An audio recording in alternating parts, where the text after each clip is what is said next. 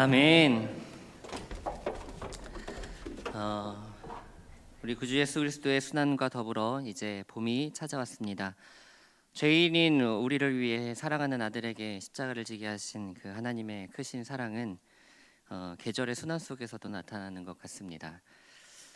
추운 겨울이 지나 만물이 생동하는 이 봄날의 따뜻한 그 섭리 속에서 우리를 향하신 그 큰 사랑을 기억하고 우리의 몸과 마음을 돌보시는 하나님께 찬양과 감사를 올려드리는 저와 여러분 되기를 바랍니다.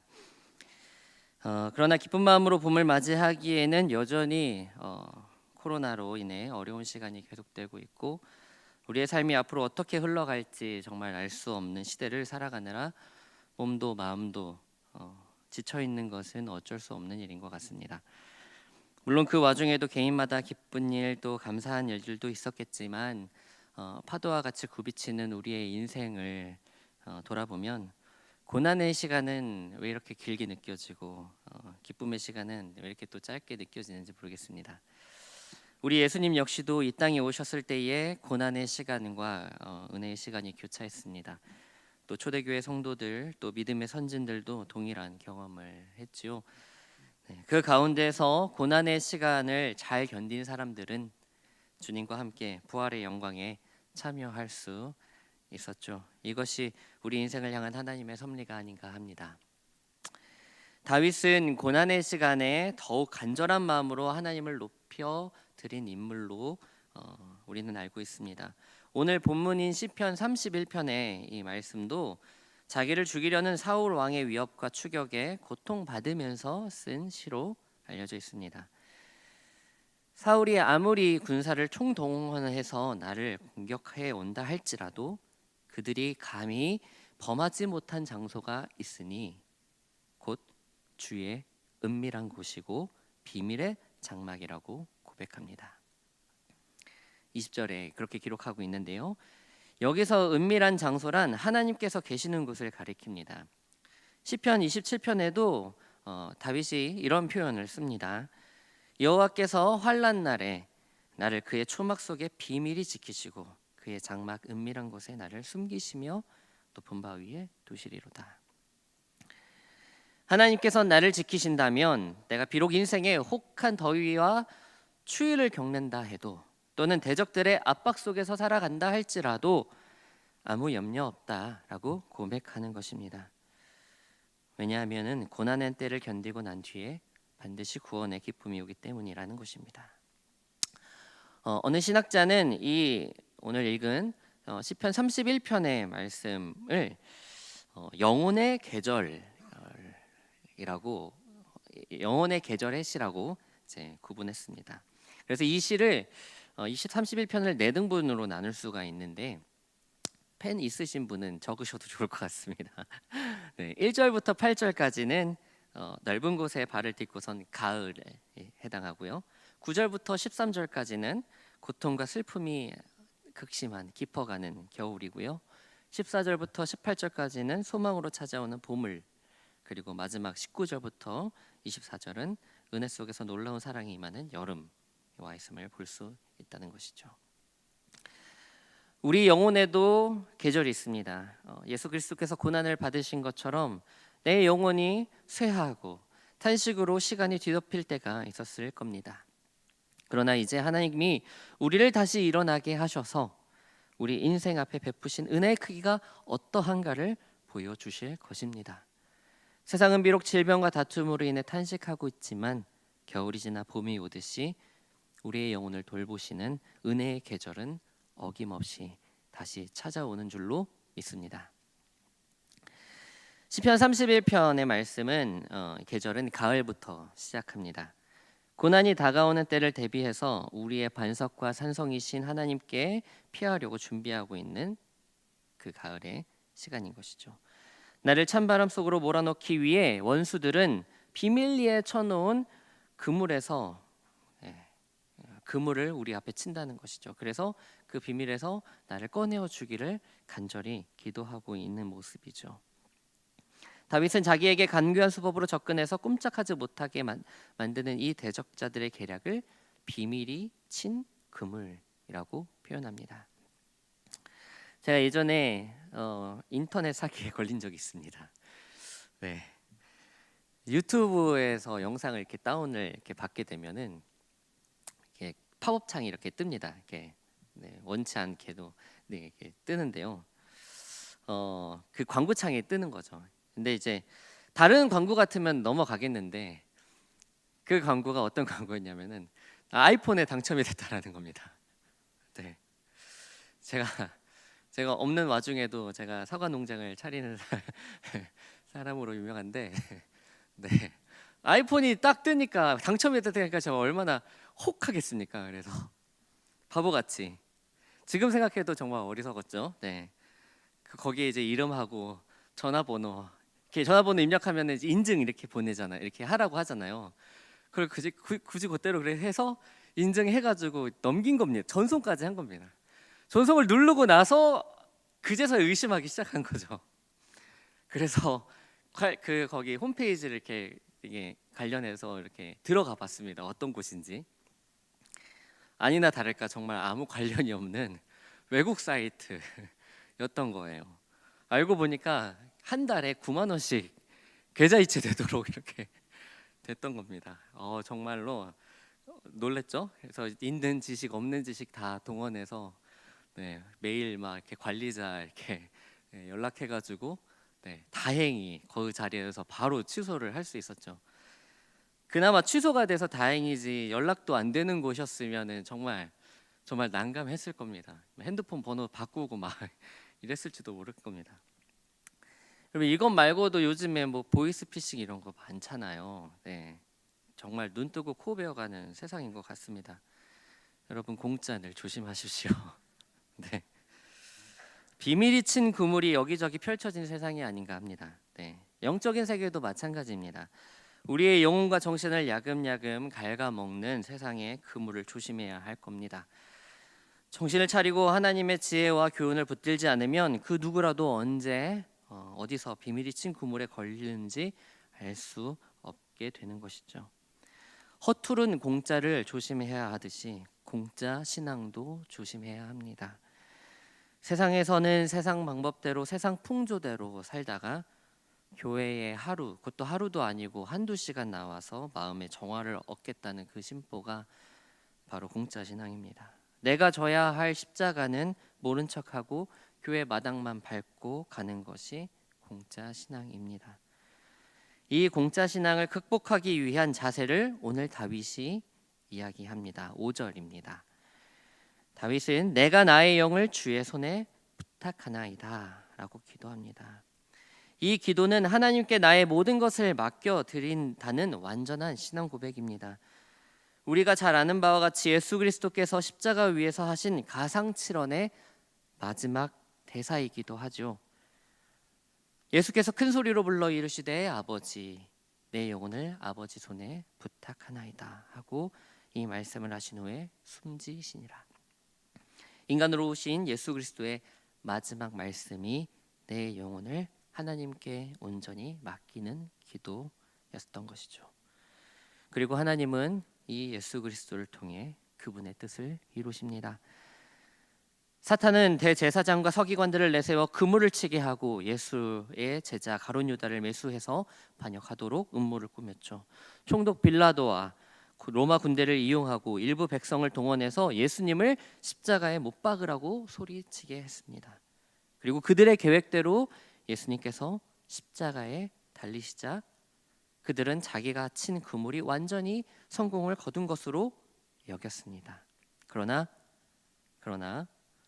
주님은 영혼을 하나님 아버지 손에 맡김으로써 그물을 친 그 세력들의 계획을 꺾으셨죠. 다시 부활하심으로 우리를 죄에서 구원하신 것입니다.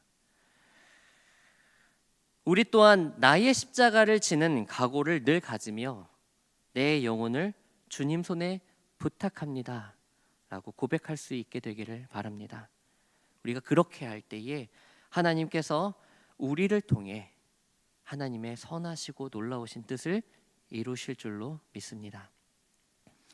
9절부터는 슬픔과 탄식으로 가득한 영혼의 계절로, 영혼의 겨울로 진입합니다. 하나님을 바라보는 눈이 어두워졌을 뿐 아니라 영혼의 샘물도 말라버리고 육신은 뼈마디가 항상하여 쇠할 대로 쇠한 모양이 되고 말았음을 묘사하고 있습니다. 그뿐만 아닙니다. 대적들이 내게 욕을 보이자 이유까지도 함께 나서서 비난에 가담하고 가까웠던 친구들조차도 마치 욥에게 했던 것처럼 상처를 안겨줍니다. 그렇게 경멸의 대상이 되고 마치 깨진 그릇처럼 쓸모없는 존재가 되었다고 표현합니다. 영혼의 겨울은 이렇게 모질고 혹독하다고 노래합니다. 다윗의 겨울시를 읽으며 우리 모두 가슴으로 공감하지 않을 수 없는 것 같습니다. 최근에 제가 25, 21라는 드라마를 봤습니다. 보신 분들 많을 것 같은데요. 큰 인기를 끌었죠. 펜싱하는 이야기인데 거기 이렇게 초반에 이제 배경으로 설정된 시대가 IMF 시대였죠. 그 IMF가 이제 1997년도, 7, 8년도 그때 있었던 이야기죠. 제가 중학생 때의 일이었었는데요. 아직도 제가 유일하게 기억하는 한 가지가 이제 금모으기 운동, 뉴스에서 막 이제 금모으기 운동하고 이런 거 기억이 나더라고요.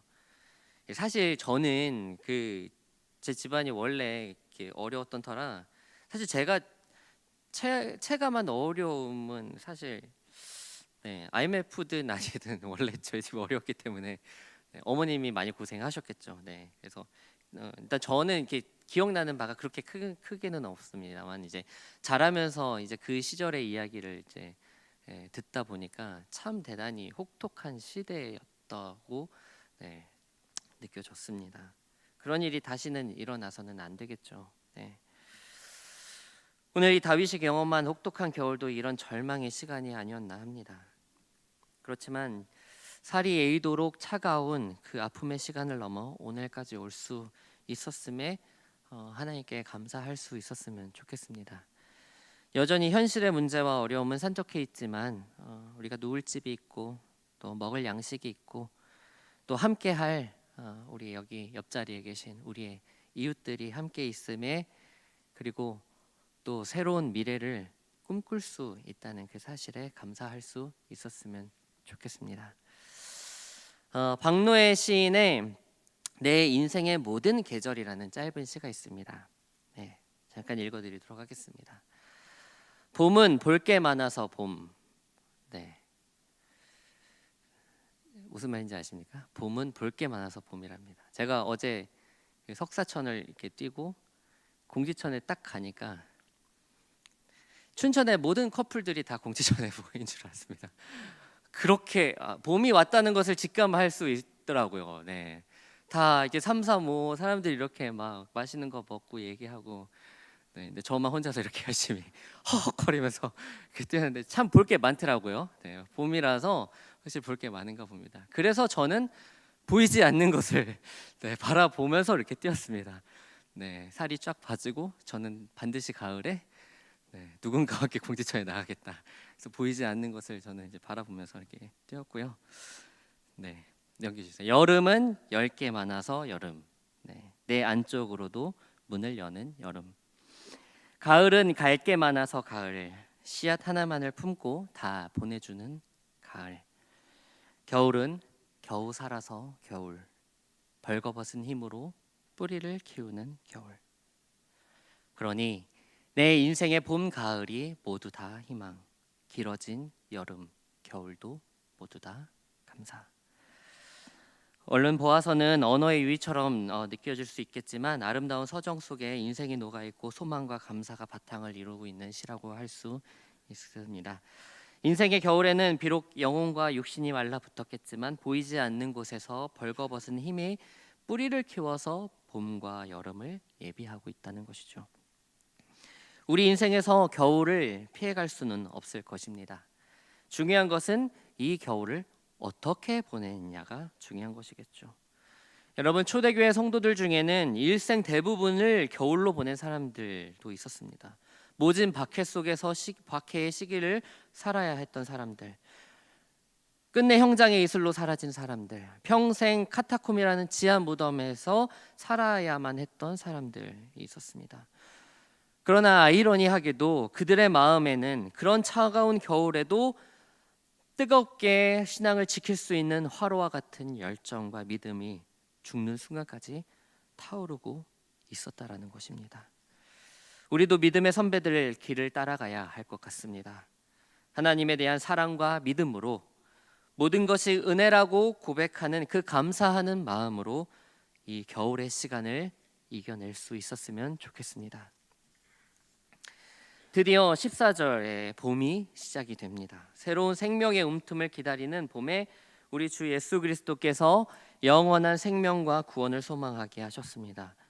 우리는 예수님의 보혈로 죄 씻음을 받았습니다. 그 구원을 받은 우리 인생이 하나님께 올려드릴 노래가 바로 15절 16절에 나옵니다. 나의 앞날이 주의 손에 있사오니 내 원수들과 나를 핍박하는 자들의 손에서 나를 건져주소서. 주의 얼굴을 주의 종에게 비추시고 주의 사랑으로 나를 구원하소서. 나의 앞날은 미래에 대한 기대를 말합니다. 계절과 환경에 따라 예측할 수 없게 다가올 사건들이 있다 하더라도 주님 손에 의지하겠사오니 내 인생에서 사랑과 인도를 거두지 마시라고 기도합니다. 모진 영혼의 겨울이 끝나고 오직 하나님만 바라며 회복하는 인생의 봄이 그렇게 다가오는 것입니다.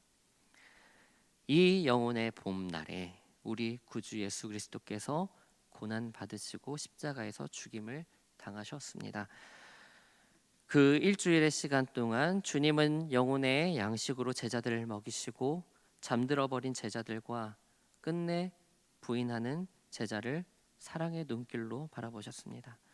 십자가의 길을 가시면서는 슬픔에 잠긴 사람들을 위로하셨고 십자가 위에서 마지막 순간에 회개하는 죄인을 구원하셨습니다. 그리고 영혼을 하나님께 부탁하는 기도를 드리셨습니다. 찬란한 슬픔의 봄, 영혼의 봄이었습니다. 예수님의 마지막 기도를 그대로 실천한 사람이 바로 스데반입니다. 최초의 7 안수 집사 가운데 대표적인 스데반 집사는 성령 충만해서 교회에 당당히 섰다가 그곳에서 매수된 거짓 증인들로부터 오해를 받고 그런 비난에 또 그러한 핍박에 맞서서 하나님의 말씀을 선포하는 이 스데반을 돌로 쳐 죽이는 일이 벌어졌죠. 그의 순교 장면이 사도행전에 기록되어 있는데요. 7장 59절을 보시면은 그들이 돌로 스데반을 치니 스데반이 부르짖어 이르되 주 예수여 내 영혼을 받으시옵소서. 스데반은 예수님을 그대로 따라 자기의 영혼을 주 예수님께 드렸습니다. 그의 마지막 신앙 고백은 자신을 주님 손에 부탁한다는 것이었습니다. 스데반은 그렇게 영혼의 봄의 씨앗을 이 땅에 심어놓고 주님 곁으로 떠났습니다. 그리고 그 봄의 씨앗은 교회의 확장으로 열매 맺게 된 것이죠. 19절부터 마지막 24절까지는 영혼의 여름입니다. 시의 마지막 외침처럼 여호와를 바라는 사람들이 강하고 담대하게 되는 열린 계절입니다. 뜨거운 햇빛이 비치고 모든 것이 환하게 열려 있어서 인생 앞에 베푸신 하나님의 은혜가 얼마나 큰지를 직접 체험할 수 있는 시간입니다. 이 시편 31편을 해석하는 학자들은 21절에 노래한 21절 보시면 견고한 성에서 보이신 놀라운 사랑이라는 말이 기록되어 있죠. 이게 그일라 성에서 벌어진 일이라고 보고 있습니다. 그일라 성은 이제 블레셋과의 접경 지역에 있는 유다 성읍으로서 이 사건은 이제 사무엘상 23장에 기록되어 있는데요. 당시에 다윗은 400명의 용사들과 함께 아둘람 굴에 머물고 있었는데 그일라 성이 블레셋 사람들의 공격을 받게 됐다는 소식을 듣게 됐죠. 그래서 그 동굴을 떠나서 구출 작전에 나섰습니다.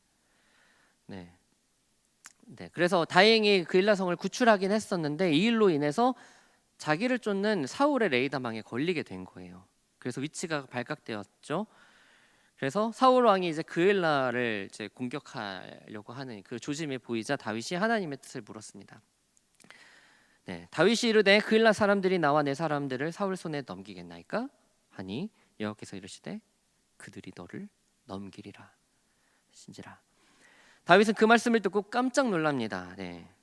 당연히 내가 구해줬는데 구일라 사람들이 나를 숨겨주겠지라고 생각했던 것이죠. 그런데 그렇게 믿고 있었다라면 사울에게 꼼짝없이 잡힐 뻔했던 겁니다. 주민들이 사울 왕을 더 두려워해서 왕의 군대가 온다면 자기들을 구해준 다윗을 잡아 바칠 요량이었죠. 그러나 하나님께서 다윗의 기도를 들으시고 응답하셔서 이런 간교에서 이런 위험에서 벗어나게 하셨다라는 것이죠. 하나님은 다윗을 이렇게 보호하셔서 광야로 다시 피신하게 하셨습니다. 그래서 덕분에 사울도 이 공격을 취소하게 되죠. 이처럼 우리의 생각을 뛰어넘어서 베풀어 주신 하나님의 보호를 가리켜서 다윗은 21절에 놀라운 사랑이라고 표현했습니다. 이런 사랑으로 하나님께서는 그의 자녀들을 보호하신다라는 것입니다. 그러면서 다윗은 결론을 맺습니다. 22절부터 24절까지의 말씀이죠. 다윗은 주의 목전에서 끊어졌다 말하였지만 누구나 이렇게 말할 수 있습니다. 위기가 순간에 갑자기 닥치게 되면 누구든지 그렇게 말할 수 있습니다. 아, 망했다. 가끔 저도 이렇게 말하는데요. 힘든 일이거나 막 갑자기 큰 일이 아, 망했네, 큰일 났네, 죽었네, 이런 표현은 하기도 합니다. 할 수 있습니다. 그러나 중요한 것은 거기서 끝났다면 다윗은 아마 사울에게 잡혔을지도 모릅니다. 그러나 다윗이 죽게 부르짖을 때에 우리 주님께서 그 간구하는 소리를 들으셨다라는 것입니다. 그러면서 다윗은 오늘 우리에게 권면하고 있습니다. 너희 모든 성도들아 여호와를 사랑하라. 어떤 계절에서든지겠죠. 어디서 무엇을 하든지 어느 계절을 지나고 있든지 여호와께서는 진실한 자를 보호하시고 교만하게 행하는 자에게 엄중히 갚으신다 말합니다. 그러니 그런 하나님을 끝까지 신뢰하며 강하고 담대하라고 말씀합니다. 이번 주는 고난 주간입니다. 이 고난 주간에 우리가 이 말씀을 통해 또 우리 예수님께 배울 것은 나의 영혼을 주님께 맡겨드린다라는 고백입니다. 우리 인생의 고난이 이때뿐이겠습니까? 수시로 찾아오기도 하고 또 평생을 가기도 할 것입니다. 그러나 이 마음을 본받았으면 좋겠습니다. 내 뜻대로 마시고 아버지 뜻대로 하옵소서. 나의 영혼을 주의 손에 부탁하나이다. 나의 앞날이 주의 손에 있사오니 이렇게 간구하는 소리를 우리 주님께서 반드시 들으시고 우리를 붙들어 주셔서 모든 시험과 어려움을 이겨내게 하실 것입니다. 먼저 본을 보이시며 십자가를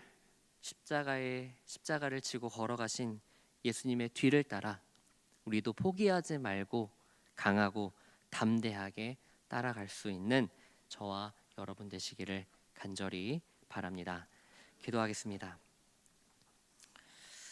하나님 아버지, 나의 영혼을 주의 손에 부탁드립니다. 이 고백을 할 수 있는 믿음을 허락하여 주옵소서. 내 뜻대로 마시고 아버지 뜻대로 하옵소서라고 고백할 수 있는 강한 믿음을 허락하여 주옵소서. 나의 앞날이 주의 손에 있사오니 나를 건져 주소서라고 간구하며 부르짖는 믿음을 허락하여 주옵소서. 주님 가신 그 길 따라가면 따라갈수록 더욱 믿음이 성숙해지고 하나님을 더욱 사랑하게 되는 저희 모두 되게 하여 주옵소서. 예수 그리스도의 이름으로 기도합니다.